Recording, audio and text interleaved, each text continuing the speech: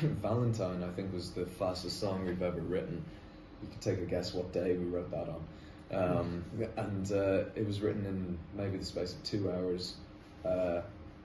Again, it goes back to, you know, some of the best songs just fall out of the sky, and I think we're, you know, really proud of those ones, and we decided to play them live. We've played If You're Gonna Break My Heart live a couple of times now, and we've now got a world of fans asking when it's going to be released. I don't know if we can say when it will be out, but yeah. The first track, Just to Keep You Satisfied, was Yep. very difficult because it's actually like one of the simplest songs on there, and that proved to be quite hard to translate into the studio once we had the song together. A lot of disagreements over what key it should be in, what the drums should be, what the bass, lyrics, everything. But what's funny is that it turned it out sounding very similar to the original demo, like the very first demo, which we're quite guilty of. That happened with a few of our songs. You know, that it kind of taught us to trust our instincts a little bit more. I think if you capture something that excites people, and it doesn't matter if it sounds, you know, shoddy or like rough. I think just because something's, you know, rough, it doesn't mean that it's not good. You know what I mean? If it makes you feel a certain way, I think we're learning that as well. 'Cause going into such a big fancy studio for the first record, we thought that everything needed to sound a certain way, and you need to record things on good microphones, and you need to do things on, you know, you need to have a clean vocal sound, which we kind of just learned is bullshit, really. And like, all that matters is how the music makes you feel.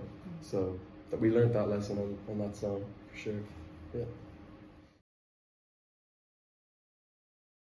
In the beginning, it was a lot of like, you know, 90s Manchester stuff and 80s, so like the Smiths, the Stone Roses, Happy Mondays, Joy Division, all that kind of stuff was our beginning. And then because we all grew up to very different types of music when we were growing up, it kind of became a big melting pot of ideas. So I would say that's probably that was our cornerstone. But then we sound more like Kings of Leon or The Strokes or something, you know, so that kind of became the thing. But really, in the early days, that's what we were playing. We were playing terrible Joy Division covers or Stone Roses covers, and yeah, that's kind of where it began.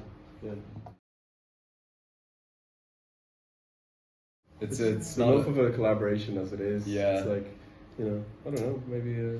But in a different world, ideal collaboration. I don't know if Daft Punk ever got back together.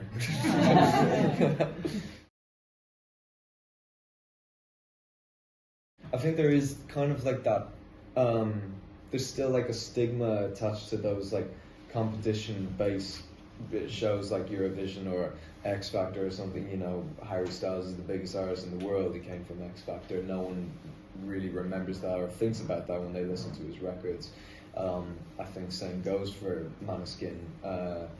You know, no one, I think, who buys tickets to go to any of these artists is really concerned or worried about that stigma that music just speaks to them. And, you know, we don't really believe in guilty pleasures or anything like that. You know, whatever brings you joy is, you know, that's all that really matters. So I think that the fact that a band won it is a pretty great thing, especially in the conversation for where rock music is headed, or what does it mean to be a band in 2023. You know, even if they won in, was it 21? Yeah. So, crikey. Nearly 2 years. Maybe we should do it. Maybe we should do it. I have two questions, sorry. First, I loved your album. Thank you. And you said that there is something powerful about just a band. What mostly? I think it's the chemistry between each member. I think that's rare. But, you know, that's what Joe Strummer from The Clash famously said after he kicked all his band members out, is that he missed the chemistry of it, and he was like, that was the Clash. Whatever permutation of people that he brought into the Clash after that, it wasn't the Clash anymore. So I think it's the chemistry between each member. I think that's what makes it work, and I think that's why bands are special, you know, as opposed to solo artists or whatever. Yeah, I think so. And have you just spoken about the cats and the bruises Yes. of the sorry, because Oh, it's okay. Really. That's what we're here to talk about. Yeah. Ask away. Yeah.